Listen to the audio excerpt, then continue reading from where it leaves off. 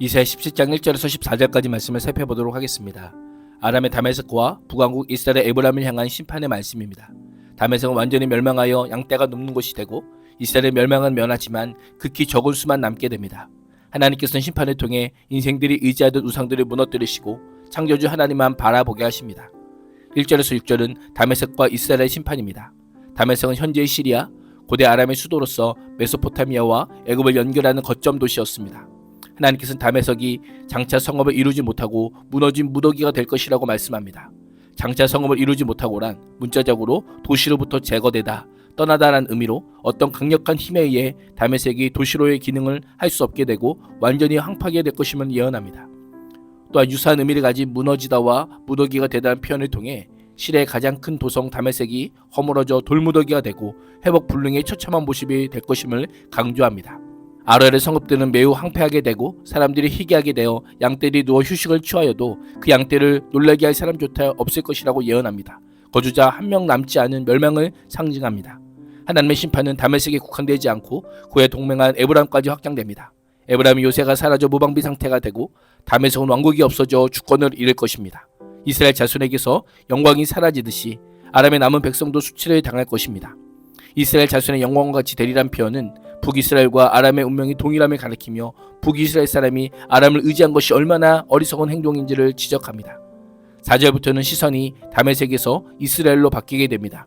그날에 살찐 사람이 갑자기 병들어 몸이 파리해지는 것처럼 이스라엘의 영화가 시들고 몸에서 기름기가 다 빠질 것입니다.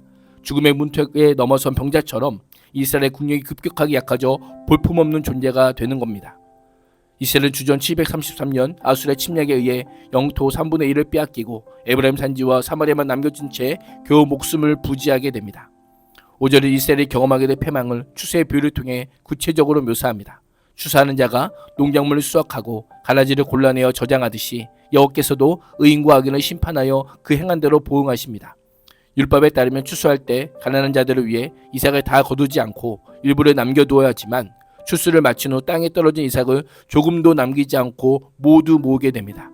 이를 통해 버림받은 자들과 악한 자들에 대해 어떠한 자비와 긍휼도 남기지 않음을 가리킵니다. 그러나 그 안에 주일 것이 남아있으니라고 하며 감람나무 열매를 수확할 때 손이 닿지 않거나 잘 안 보여서 가지 끝이나 꼭대기에 몇 알이 남겨지는 것처럼 이스라엘도 그러할 것이다 라고 말씀합니다. 주민들 가운데 극히 일부만 살아남아 소망 없는 삶을 살게 됩니다. 7절과 8절은 우상 숭배에서 떠나는 날입니다. 현실은 매우 절망적이지만 이새는 미래를 낙관적으로 소망합니다. 그날의 사람들은 자기들을 지으신 분을 바라봅니다. 바라보겠으면한 무언가 도울 만한 상대를 찾으며 위를 올려다보는 것을 의미합니다.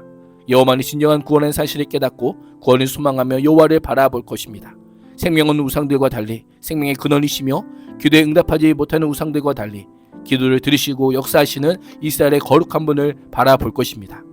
자기들의 손으로 만든 제상들은 거들떠보지도 않고 자기들의 손가락으로 만든 아사레 상들과 태양신상들은 생각지도 않을 것입니다. 이스라엘 백성이 다시는 우상숭배의 범죄를 반복하지 않을 것입니다. 우상숭배의 종착역이 멸망임을 뒤늦게 깨달은 자들이 눈을 우상에서 이스라엘의 거룩하신 분에게로 돌립니다. 하나님의 엄중한 심판이 우상이 헛된 것임을 볼 수 있게 눈을 열어주신 것입니다. 9절에서 11절은 하나님을 잊은 이스라엘입니다. 회개가 있기 전에 있을 북이스라엘의 패망과 초토화된 모습을 다시금 묘사합니다. 4절과 5절과 달리 심판을 받을 수밖에 없는 이유를 보다 직접적으로 제시합니다. 그날의 이스라엘이 높은 산 중턱이나 고지의 견고한 성벽들로 둘러싼 요사화된 견고한 성읍들이 아수르의 침입 앞에 아무런 역할을 하지 못하고 황폐화가 될 것입니다.